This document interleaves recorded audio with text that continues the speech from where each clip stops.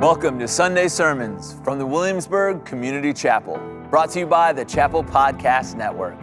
Let's grab our Bible and open up to the book of Lamentations, chapter 3, verses 1 through 33.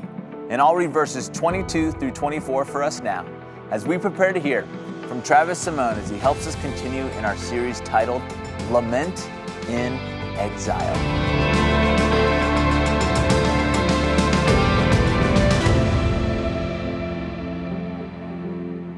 The steadfast love of the Lord never ceases. His mercies never come to an end. They are new every morning. Great is your faithfulness. The Lord is my portion, says my soul. Therefore, I will hope in him. A couple Sundays ago, I was at McDonald's for breakfast before church. The truth is, I'm at McDonald's every Sunday for breakfast before church. I've seen a few of you too. I actually had a man say, "My wife doesn't know I'm here." I said, "Your secret is safe with me." I get the same thing: bacon, egg, and cheese biscuit, large unsweet tea, 2 hash browns. I get the 2 hash browns because I'm really sad when the meal's about to end, and then I'm surprised because I have another hash brown to eat. On this particular Sunday, Robin Doggett, our director of children's ministry, said, we're going to do a volunteer appreciation thing and get breakfast for our volunteers. I'm going to say they can have Travis's pre-church breakfast. So get a picture of you at the McDonald's. So there I am. I had to find someone to take the picture of me. And so there was a guy in line. And I said, "Excuse me, sir, would you take a picture of me eating my breakfast?" He looked at me a little funny, said, "Sure." And he said, why do you need, he took the picture. So why did you need this picture of you eating this breakfast? I said, well, we're doing a thing at church and we're going to give breakfast away to our children's ministry volunteers and they're going to use it to promote it. He said, oh, okay, thanks. He gave me my phone back and he walked to the door of the McDonald's and then he looked at me again. He said, "Did you say church?" I said, "Yeah, I'm a pastor at the church about a mile down the road, right down here west on Route 5. He said, "Would you pray for me?" I said, "Of course, I'd love to pray for you. What's going on in your life?" And he said, "My son died on Tuesday." I said, "I'm so sorry. I would love to pray for you. What was your son's name?" He said, "Antonio." And then he walked right out of the McDonald's. And I watched him just take every step toward his car, just marveling at the pain he was carrying as he walked out of the restaurant. See, if I've learned anything as a pastor over the past 17 years, it's this: people carry pain. It's often hidden and unhealed pain. And what I know is that every one of us are going to walk out to our cars after this service carrying something with us. There's a woman named Judy Fentress Williams. She gave an address at Virginia Theological Seminary up in Alexandria. It was about trauma. She entitled it, "The Wound Which Will Not Heal." That's what trauma often feels like. It's like a wound which will not heal. And at some point in all of our lives, we ask the question, how do I handle this? How do I handle the wound which will not heal?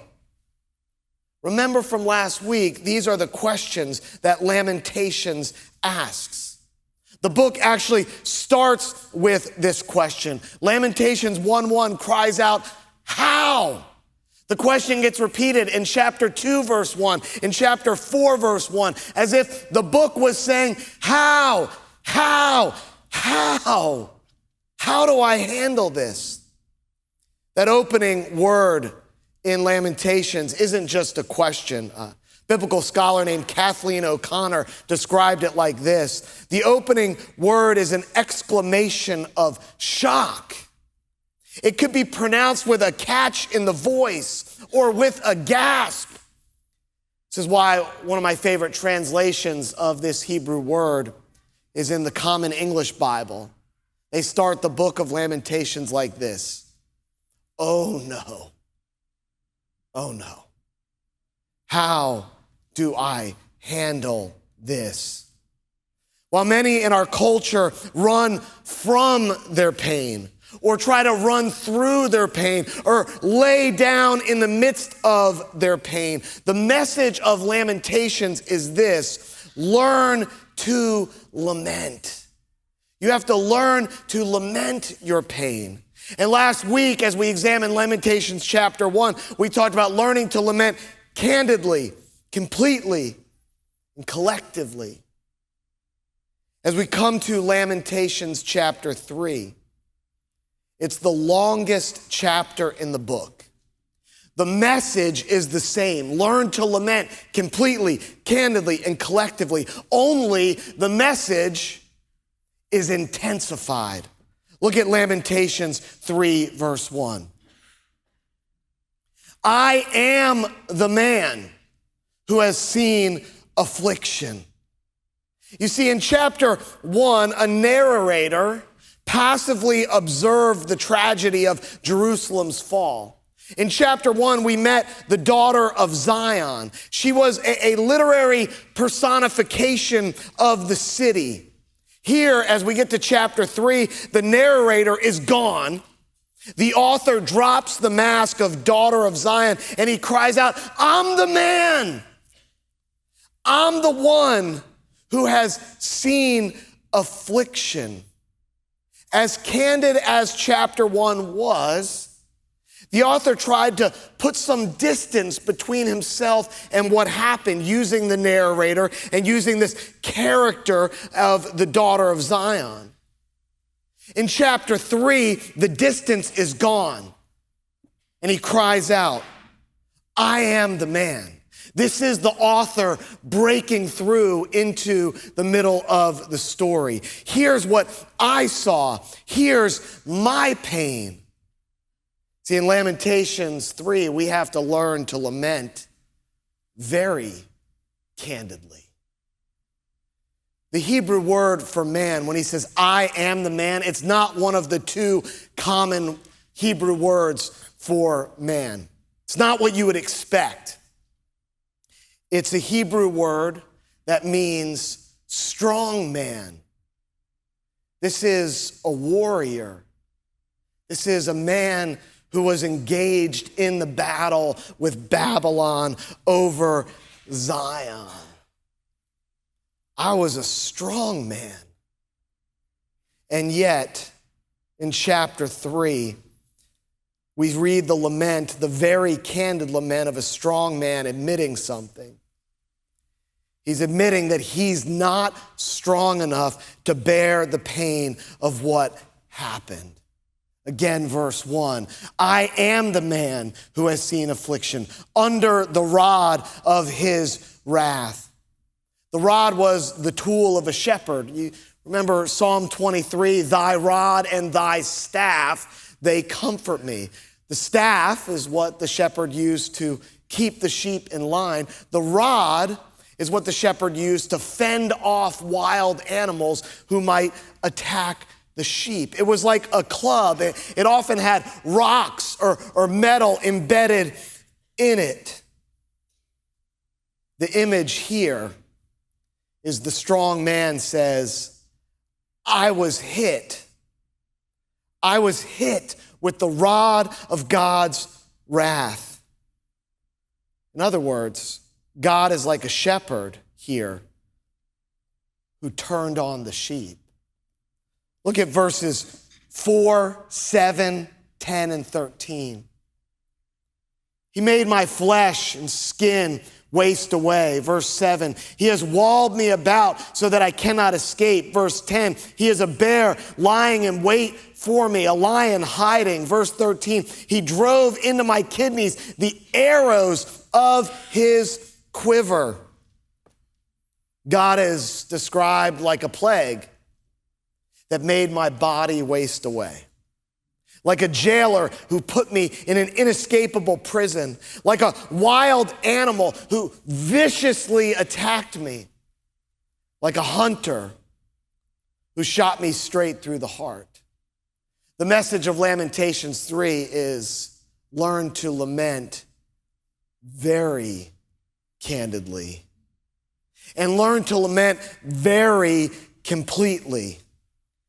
As I mentioned last week, Lamentations is a series of 4 acrostic poems. The way you can catch this in English is simply to know that the Hebrew alphabet is 22 letters instead of our 26 letters in English.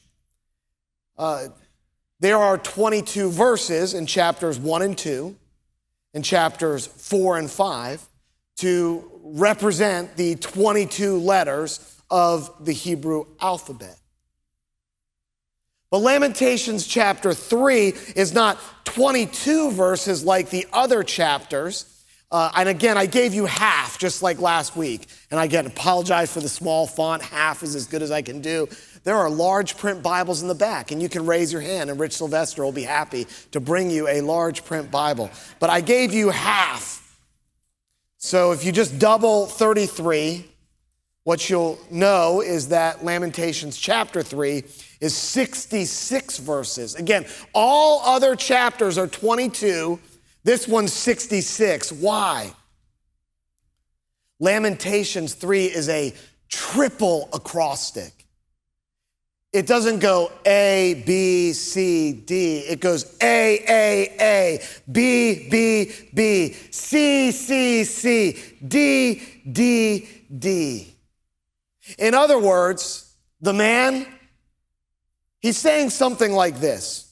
I thought I had worked all the way through the tragedy of Jerusalem's demise completely, but there was more. There was more to uncover, more of my suffering that I had to process. We must learn to lament very completely. The wounds which will not heal won't heal unless you speak not just completely, but very completely of all the pain that you can see. That's how you're going to get at the pain that you can't see. This past week, our small groups pastor, Dale, asked our groups to do an exercise of putting God's word into practice. He said, consider writing your own acrostic poem, maybe even of just 10 characters or more. He said you could go more, but to actually try to process through a painful event in your life as completely as the acrostic will allow, go as far as you want. Now imagine tripling it. That's the challenge Lamentations 3 takes up. Learn to lament very completely. And learn to lament very collectively. Look, this is off your song sheet. A little later in the chapter, verses 40 to 42. Let us test and examine our ways and return to the Lord. Let us lift up our hearts and hands to God in heaven. We have transgressed and rebelled. Previously in Lamentations, sin was acknowledged. Here, sin is confessed. We have transgressed and rebelled. People ask for help in discerning their missteps. Verse 40, let us test and examine our ways. The people, they make the turn toward repentance. Let us return to the Lord, they say. And they do return to worship of the one true God. Let us lift up our hearts and our hands to God in heaven. See, last week we noted that the acrostic pattern is designed to be read together, collectively, in community. Acrostics are an aid for memorization. The poems of Lamentations were not meant to be read in a book alone, lonely as the city, but memorized and repeated collectively in worship. Here, the people do not merely recite the words together. In community, they're constrained toward accountability. Collectively, they apply the message of Lamentations to their lives by not just acknowledging sin, they confess their sin.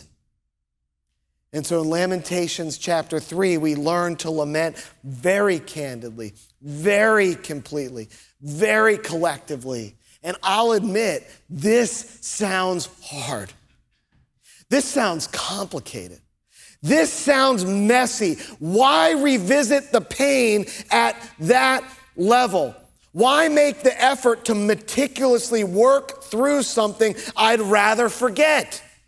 Why not simply run from it, run through it, or lie down in it? Why should I learn to lament like that? The answer to those questions, Lamentations 3 answers. And the answer is this: at the center of lament is hope. At the center of lament is hope. Remember, in Hebrew literature, a little truth I've been pointing out somewhat regularly lately is that which you seek, the prize, the pivotal truth, the goal of the quest, the transforming treasure, I'll call it, is often hidden at the center of the writing. Remember, 22 letters in the Hebrew alphabet, which means the 11th letter is the center, and you can count it out on your song sheets. 1, 2, 3, 4, 5, 6, 7, 8, 9, 10, 11. Will bring you down to verse 31.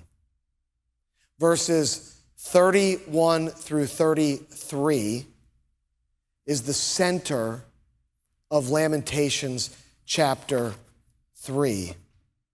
Let me read it. For the Lord will not cast off forever, but though he cause grief, he will have compassion, according to the abundance of his steadfast love. For he does not afflict from his heart or grieve the children of men. The center. At the center of lament is hope. The man who has seen affliction tries to grab your attention too, that you've found this transforming treasure of hope by not only using the same letter of the Hebrew alphabet to start verses 31 to 33. He actually uses the same word to start each verse. He intensifies the pattern. It's somewhat mimicked in the English Standard Translation that we're using. Verse 31, for the Lord will not cast off forever. Verse 33, for he does not afflict from his heart. And verse 32 also begins, for though he cause grief, he will have compassion. The man is saying, look here. Look right here at the treasure. This is where you'll find it. He does some other things to help you see it clearly. Just as frames help the eye focus on a picture, the man creates a frame to focus your attention further toward the center of the center. Look at verses 31 and 33. You've got to see this on your song sheet. It's so beautifully designed by the Holy Spirit of God working through the man who has seen affliction. Verse 31 and verse 33, the frame is a negative. For the Lord will not cast off forever. Verse 33, for he does not afflict from his heart And those two negatives frame up an inner center positive affirmation about God. Though he caused grief, he will have compassion. At the center of lament is hope.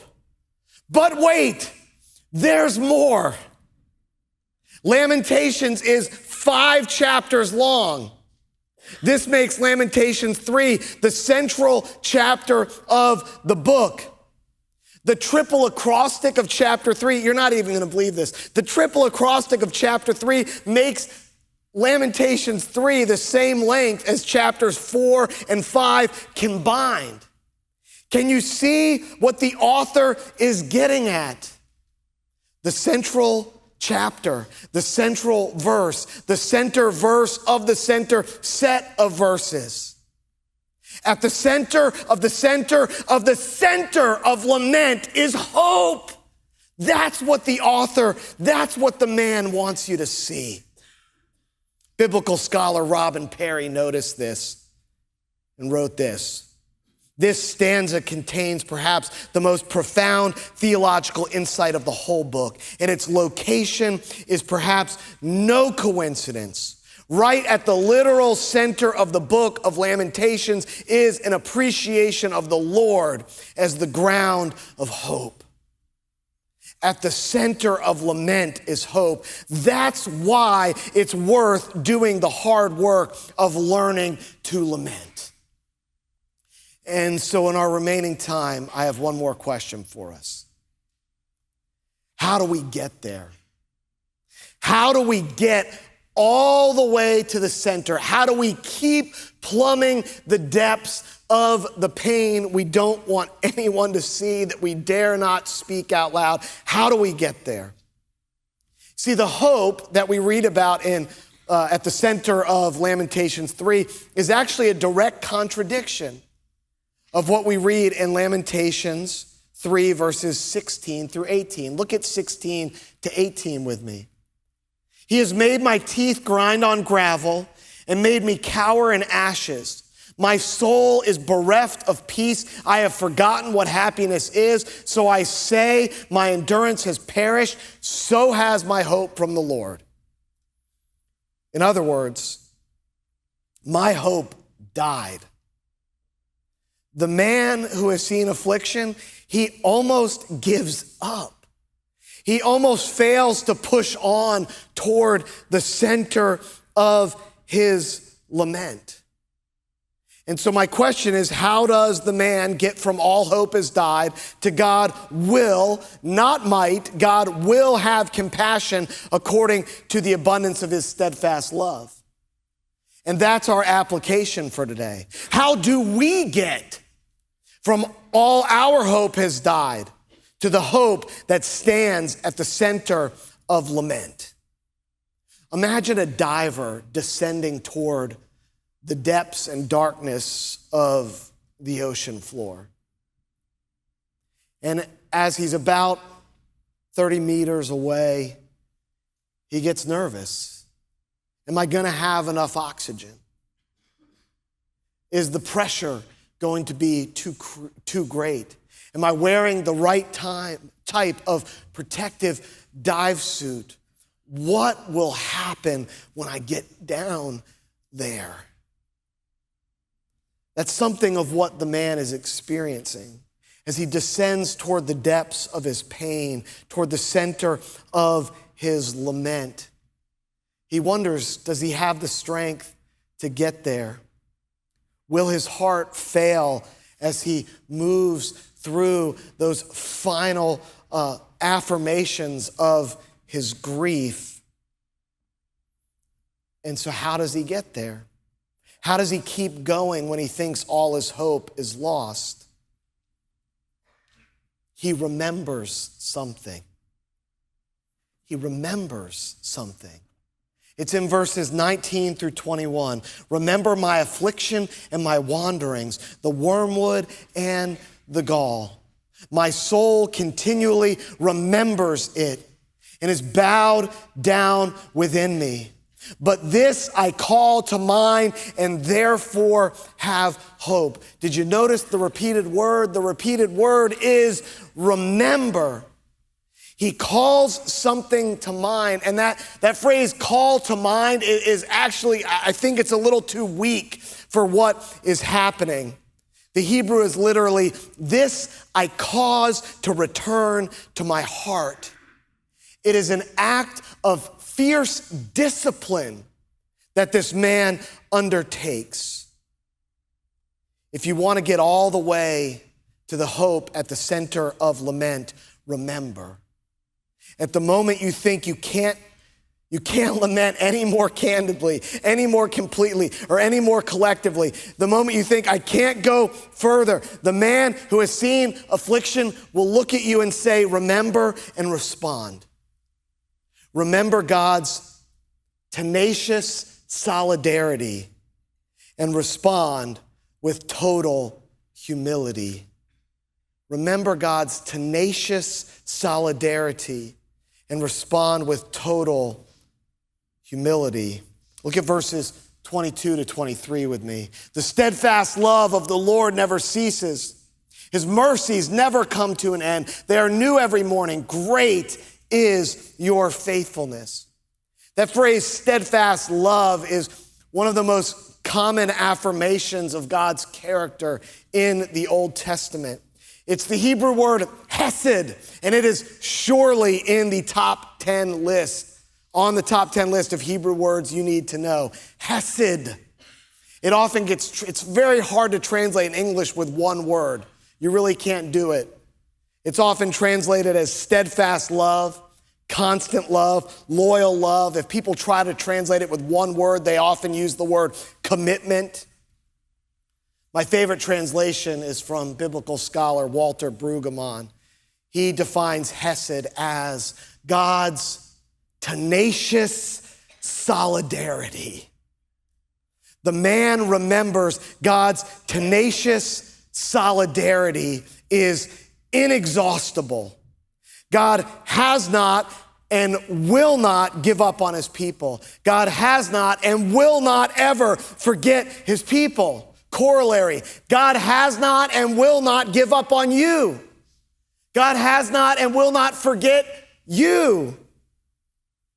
I find it fascinating that everything we read about in Lamentations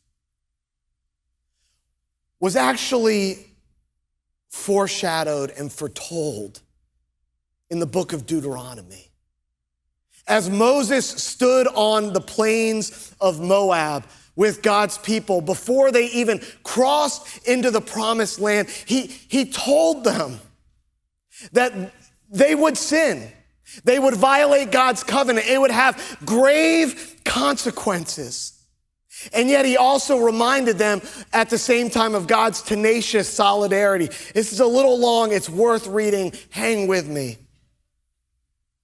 When all these things have happened to you, the blessings and the curses that I have set before you, if you call them to mind among all the nations where the Lord your God has driven you, and return to the Lord your God, and you and your children obey him with all your heart, with all your soul, just as I am commanding you today, then the Lord your God will restore your fortunes and have compassion on you, gathering you again from all the peoples among whom the Lord your God has scattered you. And this is my favorite part. Don't miss this. Even if you are exiled to the ends of the world, from there, the Lord your God will gather you.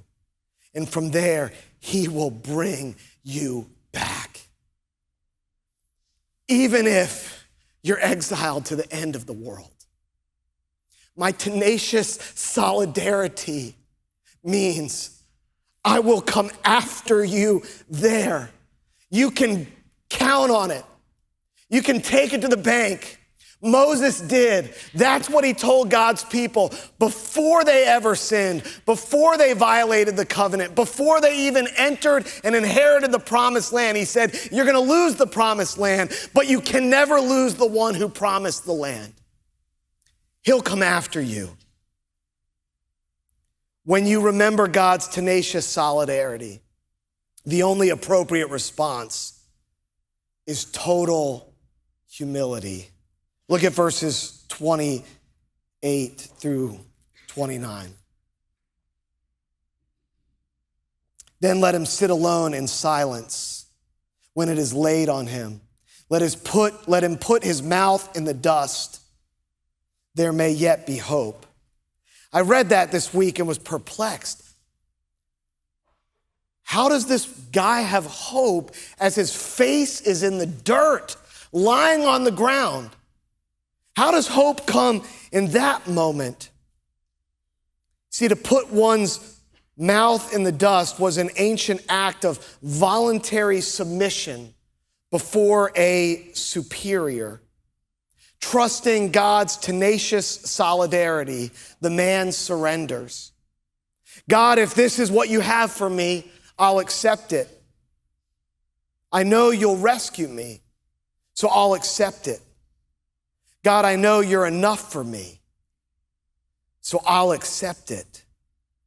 And so after remembering God's tenacious solidarity, responding with total humility, the very candid, very complete, very collective lament finds its treasure. For the Lord will not cast off forever, but though he cause grief, he will have compassion, according to the abundance of his steadfast love, his tenacious solidarity, for he does not afflict from his heart or grieve the children of men. At the center of lament is hope. This is the only chapter in the book of Lamentations where God speaks. God only utters one sentence in the midst of the man's disaster. He says, "Do not fear." That's it. That's all God says. It's in Lamentations 3:55 to 57. See, drilling all the way down to the center of our lament is scary. What are we going to have to work through to get there? What are we going to find when we get there? And God says, do not fear. At the center of lament is hope. God will come near when you call. As we remembered Claude's life this morning, I remembered my last conversation with him. In September, I had a day where I had some space. I drove to Durham, North Carolina, and I sat on Claude's front porch with him, and we talked. And if you look closely at this picture, you'll notice my eyes are glassy with tears, but Claude's are completely dry. Because I asked him, as you face these final weeks and months, is there anything you're afraid of? Anything, any fear that I could be praying for? He simply responded, nope. Classic Claude. Nope. And I thought, how could he say that? He's facing his imminent death. How could he say there is no fear? See, God's tenacious solidarity is not simply foreshadowed in Deuteronomy. It's fulfilled in the person of Jesus Christ. He bore the yoke of the cross. He's the one who sat in silence before the accusations of Pilate. He's the one who put his face in the dirt in the Garden of Gethsemane. He humbled himself, surrendering to the Father's will. He made the Father his only portion, his only source of life. On the cross, he gave his cheek to the ones who struck him and was filled with their insults. At the center of lament is hope because Jesus Christ descended all the way to the unfathomable depths of human pain and even into death itself.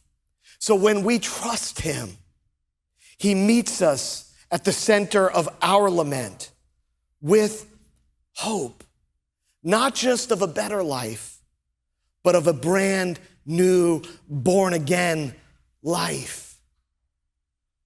With God's tenacious solidarity as our assurance, we can learn to lament very candidly, very completely, very collectively, because at the center of lament is hope. Thank you for joining us today. Here at the Williamsburg Community Chapel, we are all about making disciples of Jesus Christ. So wherever you are on your spiritual journey, we hope you will join us this year as we study the biblical theme of exile and learn how to sing the Lord's song in a foreign land.